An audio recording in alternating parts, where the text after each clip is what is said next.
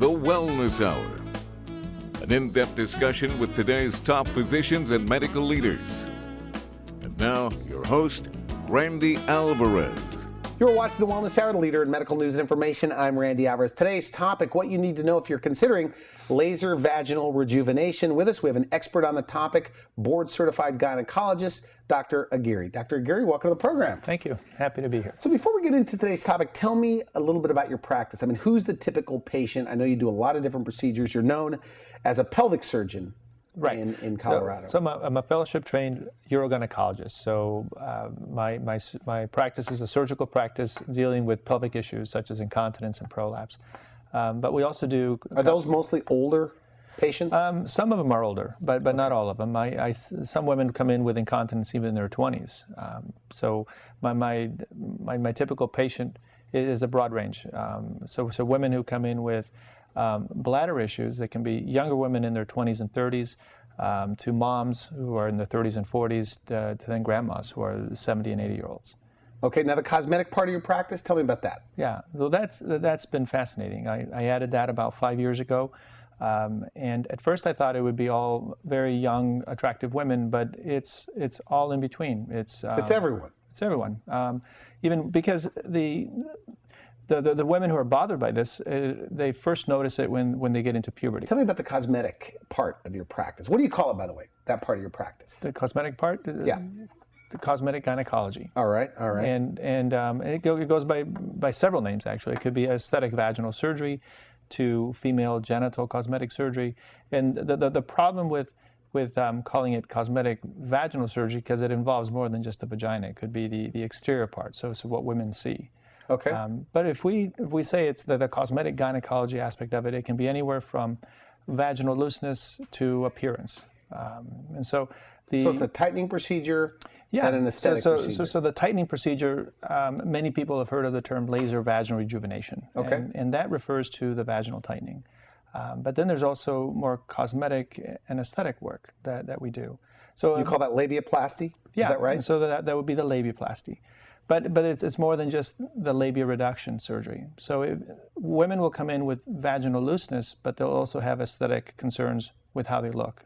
So it's not just that they've noticed a decreased sensation, but that they also don't like the way that they look, either due to an open vagina or just tissue that's been there for a long time that they've never liked. Now, the women that come into you with these types of concerns, is this something that they will say that has bothered them since their teens or, a long time? Yes. So for the women who come in for a labia reduction, they've been bothered with it since they were 13 or 14. Is that a lot of them. And then I'll see some women who maybe noticed it once they were pregnant or after having children. So there's something about puberty and pregnancy that there must be some common link to that, whether maybe some hormonal changes that obviously occur, and then there must be some either darkening or lengthening that occurs at that time. Okay. As the OB, I was seeing a lot of damage that was happening to the pelvic floor, which piqued my interest in helping women with the problems that occur after vaginal deliveries. Okay. And those very commonly would be incontinence, vaginal prolapse, uterine prolapse. And so with that interest, I then decided to do a fellowship in urogynecology and female pelvic medicine and reconstructive surgery. And that's the basis of my practice and the patients that I see. And so for years, I was treating women with incontinence and these issues, solely concentrating on that. And all of these women, not all of them, but those women of every age range would have something aesthetic that they were bothered by. So they would tell you, they'd confide in you, what could be done for this, what could be done for that? Sure. If I was seeing a patient for incontinence, the most probably common question that they would ask me, and they would say it as a joke, say, well, while you're there lifting my bladder, can you do something about my extra fat in my tummy? Okay. And so my standard answer would be, well, I can't do it, but I can refer you on to a plastic surgeon friend that I have. And so that opened up not the idea, but my interest in cosmetics. Because you also do liposuction for these women. Right. Interesting. Good. Right. But then as far as the cosmetic vaginal procedures that I do, even early on in my training, I always thought, well, I feel like I'm a plastic surgeon, but for the vagina. and I don't get recognized. And the for women it. will ask you these questions. I mean, are they extremely uncomfortable to ask you these questions? Well, some are, but I think maybe when I sit down with them and talk to them and I ask very personal questions about their bladder and their bowel habits, it's only natural, and actually the correct thing to do is to continue to ask the next question, which is how do these vaginal conditions affect you sexually? Okay. So if it affects them negatively, so the next obvious question when you're asking, when patients come in complaining of incontinence and prolapse and some bowel problems, to me, the natural question is to ask how this has affected their sexual life. So they ask you during, they're coming in for incontinence, but then they confide in you that they have other problems that affects their sex life. Oh, absolutely. Okay. So, because it involves more than just bladder and bowel control. They may have vaginal and functional issues. So they will come in complaining of looseness that they've noticed since their vaginal deliveries. But they also, a very common question when I'm doing an exam, they'll say, does everything look right down there? Because they don't know what's going on. Mm-hmm.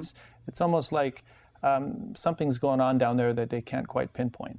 And so kind of my job is to help them understand what is happening or what has happened and help them understand what changes have taken place and what options they have. So let's begin with your training. Anticipating this interview, did some research. I guess there's a couple of places in the world where you learned this type of procedure, cosmetic gynecology, I'm calling it. Sure. And you've gone to both. Yeah, and so the most famous place and the most famous surgeon was Dr. David Matlock, where I went to get trained in the end of '06. Is that right? And the reason for that was I decided, at the request of my patients, saying that I want you to do something about my abnormal labia, or I want you to reduce my labia. So I thought, that looks easy enough, and I did do that on a couple of patients. You said that you thought it was going to be very easy with your fellowship training, right? But it turned out to be a lot trickier than you thought, right? Elaborate on that. So I had two very unhappy patients with the results that they had from their labia reductions, and it was then that I decided I should get additional training. And so I found Dr. Matlock. He was and remains the leader in training other physicians in how to do laser vaginal rejuvenation and labiaplasty. Okay. And that was very eye-opening. So what I learned there is how to consistently have excellent results. Okay. And so, but then afterwards, I decided I applied those teachings to my practice. But I wanted to take it to the next level. I wanted to bring those patients into the office and not just do it in the OR under general anesthesia. Okay. And then I went in and had additional training with Dr. Alansad, also in California. And then through his techniques, I'm able to do my procedures in the office. And I think it's a blend of both, which of course I think is a better result. So the patients are awake, they're comfortable through the procedure. It's essentially a painless procedure. I mean, are you that much better now than you were, or are there that many improvements as far as results than you were in '06? Sure. I think my results are better now because of the combination of trainings that I had with Drs. Alansad and Matlock.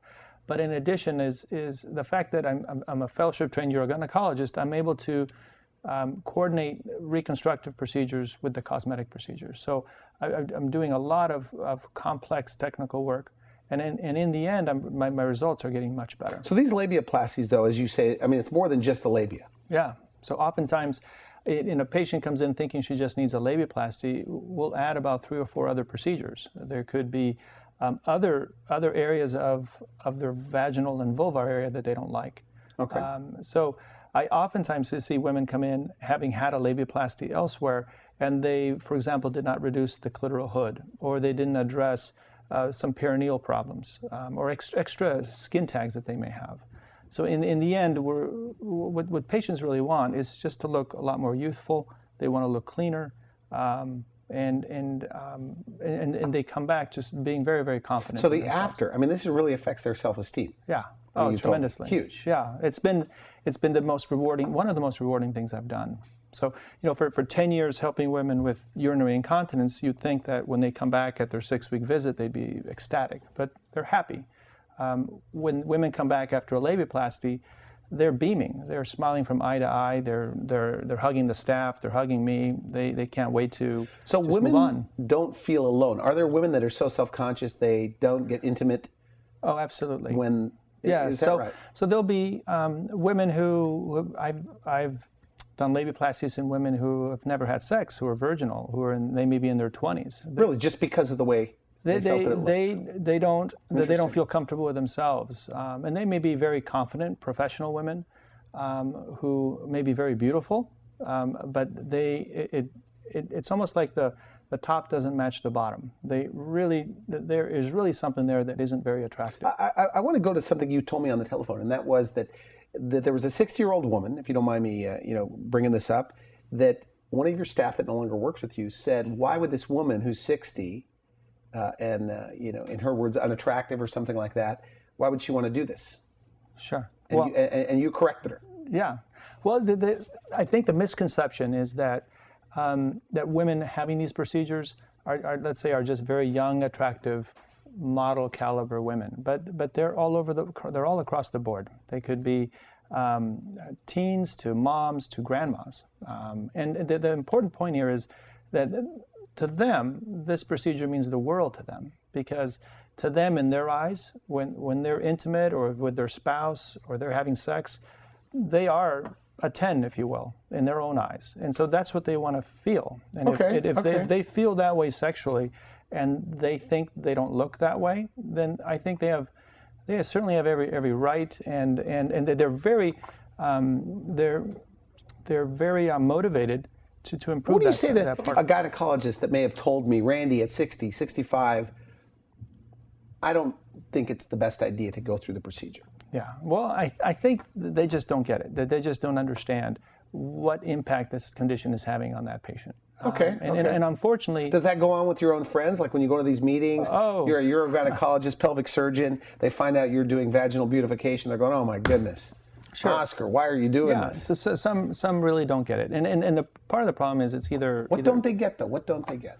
Or appreciate?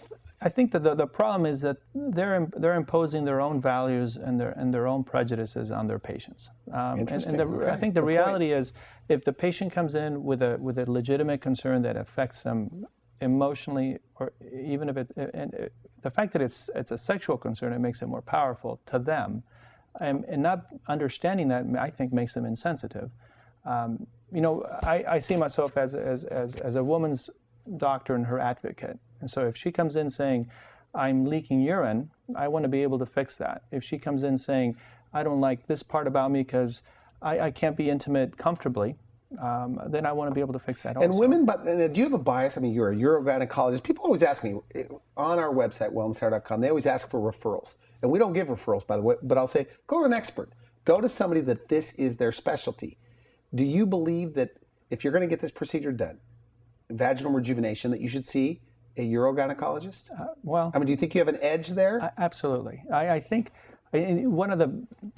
Yes, I do. Because, okay. As I think I have the background to identify conditions that women come in for. The biggest thing I've learned ever since I started performing vaginal rejuvenation is that women come in with a complaint. That the complaint for vaginal tightening might be that I feel looseness or I don't feel much.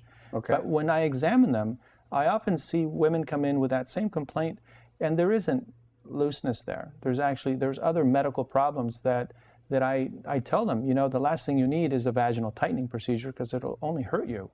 And so I refer them on to physical therapy, or I refer them on to other treatments to take care of the problem. So I guess... Is this an underserved specialty in medicine, by the way? I mean, are there thousands and thousands of women? I mean, when gynecologists get together, is this a big complaint that women have when they come in?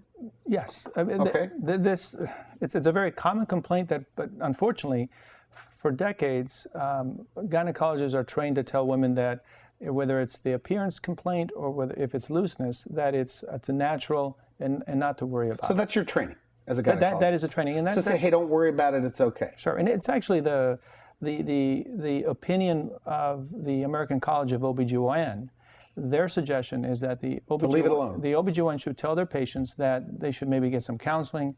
That they Is that right? Yeah. Very interesting. Yeah. And so to So me, you disagree with that? completely. It's Because now technology with lasers can do, but Sure. isn't it true they lose sensation though? Isn't that the problem? Well, absolutely. With the procedure? Yes. Yeah. No, absolutely Really? not. So the American College of OBGYN's concern is that maybe women should be seeking counseling for these problems, or that they're having procedures that aren't tested or aren't verified to be beneficial for them. But simply telling them to not worry about it is not the answer. I feel that it's like if a woman comes in for a breast augmentation because she doesn't like small breasts and she wants them bigger, who am I to say that you can't do that?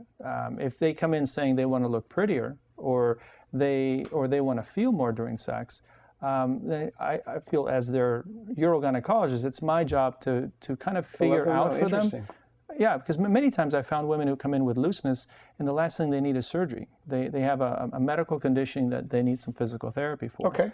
And had that woman gone to the wrong person, someone who's not as trained as I am, he or she may have operated on her and really because created there a are big plastic problem. surgeons that are doing this. Sure. On their laundry list of things. Yeah. And I know one of them. He goes, yeah, I do it. I said, how many have you done? He says, 3 or 4. Yeah, and so there are plastic surgeons, even in my community, just all over the country, who are doing labia reductions, but that's where they stop, hopefully, because there are plastic surgeons in my community who refer patients to me because once they see the patient, they realize, no, you need something extra, you need something more. So there are plastic surgeons who do these procedures, but most of them are simply doing labia reductions, and so what I offer is completely different, meaning that these patients also may need clitoral hood reduction. They may need labia majora reduction, not just labia minora reduction. They may need laser perineoplasties. Just so for the complete. What does that mean, by the way? What you just said? So in women who come in with looseness, often what they complain about is that their vagina is very gaping and open, and it looks very unattractive. And so that is, for example, that can be fixed. That's something that I can fix. That you do. Interesting. But the plastic surgeons really should not be doing that. Okay. If they don't have the training. Okay. If they don't have the training. So, I mean, this is such a private issue. I guess women, this is something I'm sure they don't talk about with even each other, right? I mean, your best friend, you don't even talk about this. Right, it's in the closet. So there's nobody to talk to about this. Right. And so they'll, that's also across the board. I mean, I have women who come in and they share these things with their girlfriends and they talk about it. Others come in very, very secretly and they don't want anyone to know about it. I have parents who bring in their young daughters because they've complained about their appearance and it's affecting them with sports. Because something we haven't talked about is how it affects them, not just the appearance, but physically. Like, tell me about that. So, young women with very long or thick and dark labia, how it bothers them is wearing tight-fitting clothing for exercise or riding a bicycle or even running. And so they are very limited in what they're able to do. Okay. Now, we're just about out of time, but I think the big question probably, if anybody's watched it this far, by the way, we're talking about vaginal rejuvenation, cosmetic gynecology with board-certified gynecologist, pelvic surgeon, Dr. Aguirre. And you've been through a lot of training with this. You're a pioneer really in this field. I mean, you've been doing it since 2006. But the downtime and pain, what can you tell women that are watching this about that? What can they expect? What do your patients say? So the beautiful thing is for the labiaplasties, there's very little downtime and very little discomfort. If someone is simply having the labiaplasty, even the hood reduction, they're uncomfortable for about a week. But they go to work and things like that? They can go to work. What I ask them to do is not to exercise, and they can't be intimate for 6 weeks. Okay. Now, the vaginal rejuvenation, which is the vaginal tightening, those women are more uncomfortable. So they'll actually be in mild to moderate pain for 1 to 2 weeks. And so they're going to want to take some time off.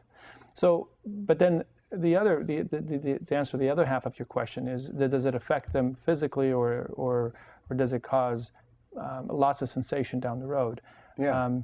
if anything, it enhances their sexual pleasure because, one, if they're doing it to improve their appearance, they're improving their self-esteem, and they're a lot more comfortable, and a lot more. They're having sex is more comfortable. They're able to enjoy it more because they feel better about themselves. Yeah, and then the vaginal tightening, they're doing it because they're not feeling much with sex, and so they're going from not feeling anything with sex to feeling like they did before they had children, which is our goal. You know, there's all these changes that may occur during a vaginal delivery or having several vaginal deliveries. They want to be back like how they felt before children. But with the aesthetic part of this, so they could go on a Friday, go back to work on Monday, or they could go on a Monday, Sure. go back to work the next day. I mean, do you have patients that go back to work Sure. the next day, even though... I've had, for example, a patient from Aspen who I saw, and I did her surgery on a Friday, and unfortunately she was skiing with her daughters the next week. I asked her to not to do that, but not she to did do it that, anyway. but she did it anyway because that's how good she feels. Okay. The other thing we haven't talked about is also how it changes women's lives is women come in because they have pain with sex, so it's the opposite. So we talked about the large labia and how they don't like the appearance and may bother them with exercise, but large labia can also cause pain with sex, and so there are procedures that we do to reduce the labia, but also make sex less painful. And what that's done is I'm even seeing women into their 60s and 70s who have gone through menopause and they're having painful sex because of large labia concerns and also the other changes that occur with menopause. So what's fascinating is these women that I'm seeing are all the way as young as 14 who have been brought in by their parent for a labia reduction. Okay. To 72. And so it is across the board. What is the number one frequently asked question you get when they go in to see you about this, by the way? About either one of the procedures? So the most frequent question for labiaplasty? Yeah. I mean, what do they ask? What's the first thing they ask? They're concerned if it's going to hurt. Okay. And that's an easy answer because it really doesn't. They're very comfortable during their procedure and the recovery is easy. For what they should ask, what I want them to ask is whether that's the procedure they should have or not. Whether they should have I want them to understand why they're having the symptoms that they're having. As far as the vaginal tightening, I think that the most common question would be, will they have pain afterwards with sex? And my goal is it's like I'm walking a fine line. I want them tight enough for sex to be enjoyable like it was before kids, but not so tight that they can't have sex. Now, does insurance cover this? I mean, if there's urinary incontinence involved, for the tightening procedure? Insurance does cover medical issues that are going on with the vagina. So if there's prolapse or incontinence, insurance does cover that. And prolapse, what's defined prolapse? So the prolapse being if the vagina is falling or if the uterus is falling. So how would a woman know that, by the way? What are the symptoms? They would feel pressure. They would feel a bulge. Okay. And so, it would cause a lot of discomfort. And so the nice thing is many women I see have both problems happening. So they may have prolapse and incontinence, and we can fix that with insurance. Is it normal at 50, 60 to sneeze and have a little bit? No. And that can be fixed? It's not normal. It's very common. It's common as women age, having had children. So a very common patient is someone who comes in with incontinence in her 50s. We can fix the incontinence and insurance pays for that. But then at the same time, they also want to have some cosmetic procedures. Okay. And also, I think, as a recap here, that we're talking about cosmetic gynecology. And there's two types of schools of thought there. One is a procedure where the woman has anesthesia, she's completely out, done in an operating room, and then one is done while they're as an outpatient or in your office. Yeah, they're done in my office. And that's the way you do it. That's the way I do it. But you used to do the other way. I used to do it. So if it's simple labia reduction, for a labia reduction, I can do that in the office under local anesthesia. But if they require more aggressive repairs, so for example, if there's prolapse or if we're dealing with issues with their uterus and their incontinence, then you do it in an OR. And at the same time, we're doing something cosmetic, I'd probably take them to the OR as well. We are out of time. Okay, final message though, somebody watching this, they have some of the concerns that you've talked about. What's their first move? And what's the consultation like? Well, yeah, so I have an office where they come in and they can feel in a very private office where they'll come in and They do a private one-on-one consultation with myself. They can bring in their spouse or their friends if they want, whatever that makes them comfortable. But it's really, so the experience in the office is really taking a detailed history of what the problem is, doing a detailed exam, and then sitting down with them and explaining what the solution would be for them. Okay. We have an environment where they're very comfortable. I think they're very comfortable with me talking about these issues. And then the recovery is one where we follow them up very closely and make sure that they're having a normal recovery without any problems. Okay, great. Well, I want to thank you for coming on the show. Very interesting topic. Thank you very much. And we'll have this interview on our website, and we'll give you access to have on your website. But thanks for coming in, and we're going to have you back to talk about some of the other procedures you do in your office, from liposuction to the regular urogynecology stuff. Thanks again. Thank you You'll very watch much. The Wellness Hour, leader in medical news and information. I'm Randy Alvarez. If you would like to see this interview again online, you can visit our website at wellnesshour.com. Just put in Dr. Aguirre or cosmetic gynecology. For now, I wish you good health. Thanks for watching The Wellness Hour, the leader in medical news with your host, Randy Alvarez, the authority on health issues.